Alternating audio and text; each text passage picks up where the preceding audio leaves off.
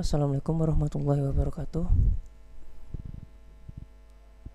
Pada kesempatan hari ini, saya akan menjelaskan tentang hak atas kekayaan intelektual. Perkenalkan, nama saya Muhammad Rizky Alfian Fauzi dari Prodi Teknik Informatika. Apa itu HAKI? Hak atas kekayaan intelektual dalam bidang teknologi informasi adalah hak cipta atau hak kepemilikan atas perangkat lunak. Hak cipta adalah hak eksklusif bagi pencipta atau pemegang hak cipta untuk mengumumkan atau memperbanyak ciptaannya yang timbul secara otomatis setelah ciptaannya dilahirkan.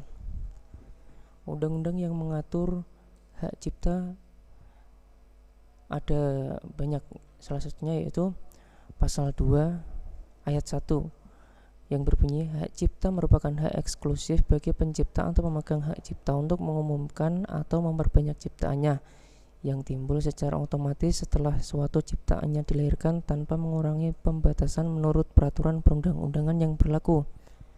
Selanjutnya, pasal 49 ayat 1, pelaku memiliki hak eksklusif untuk memberikan izin atau melarang pihak lain yang tanpa persetujuannya membuat, memperbanyak, atau menyiarkan rekaman suara dan atau gambar pertunjukannya.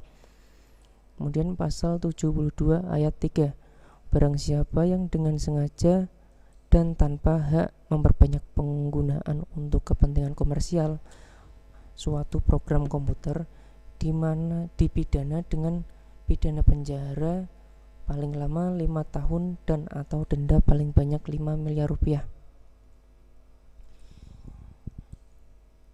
Aturan pengutipan dan penyalinan yang tidak melanggar undang-undang ada 2, yaitu aturan yang pertama, pengutipan ciptaan pihak lain sampai sebanyak-banyaknya 10% dari kesatuan yang bulat setiap ciptaan yang dikutip sebagai bahan untuk menguraikan masalah yang dikemukakan.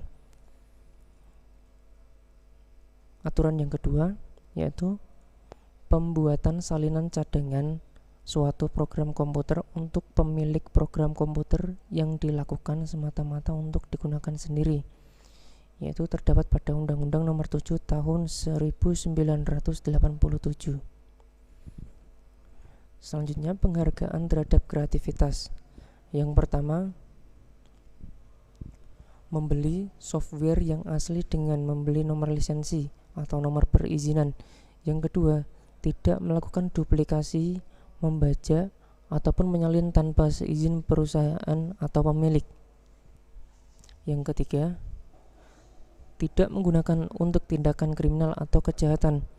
Yang keempat, tidak memodifikasi, mengurangi, atau menambah hasil karya tanpa seizin perusahaan atau pemilik.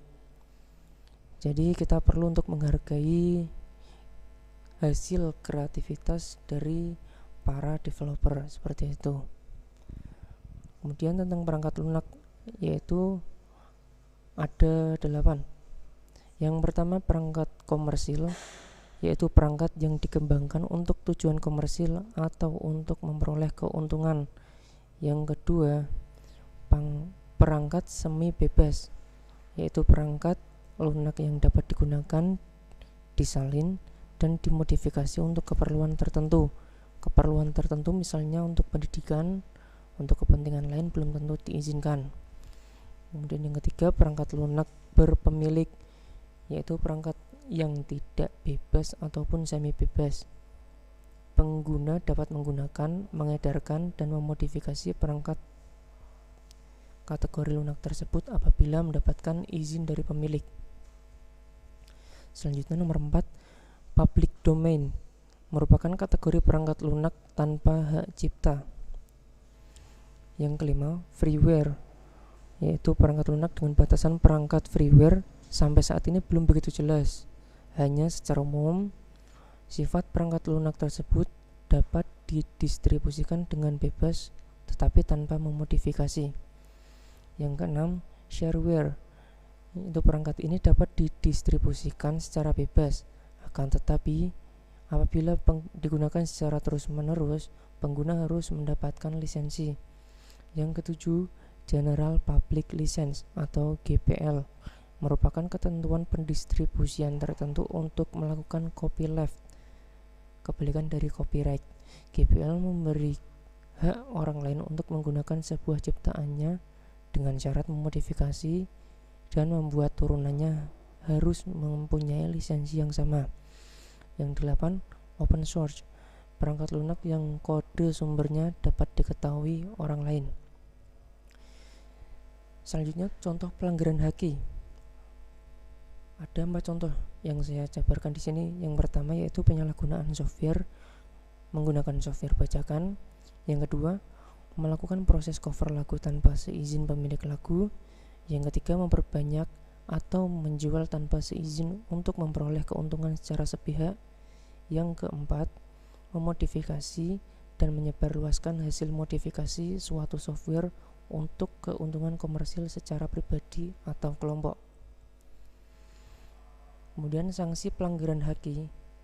Yang pertama yaitu pasal 29 Undang-Undang ITE pada tahun 2008 menjelaskan bahwa setiap orang dengan sengaja dan tanpa hak mengirimkan informasi elektronik yang berisi ancaman, kekerasan, atau menakut-nakuti, ancaman pidana. Pasal 45 ayat 3, setiap orang memenuhi unsur sebagaimana dimaksud dalam pasal 29 dipidana penjara paling lama 12 tahun atau denda 2 miliar rupiah. Kemudian yang kedua, pasal 30 Undang-Undang ITE tahun 2008 menjelaskan bahwa setiap orang yang dengan sengaja atau tanpa hak atau melawan hukum untuk mengakses komputer dan atau sistem elektronik dengan cara apapun dengan melanggar, menerobos, melampaui atau menjebol sistem pengaman akan mendapatkan ancaman pidana pada pasal 46 ayat 3. Setiap orang yang memenuhi unsur sebagaimana dimaksud dalam pasal 30 ayat 3 dipidana dengan pidana penjara paling lama 8 tahun dan atau denda paling banyak 800 juta rupiah. Terima kasih.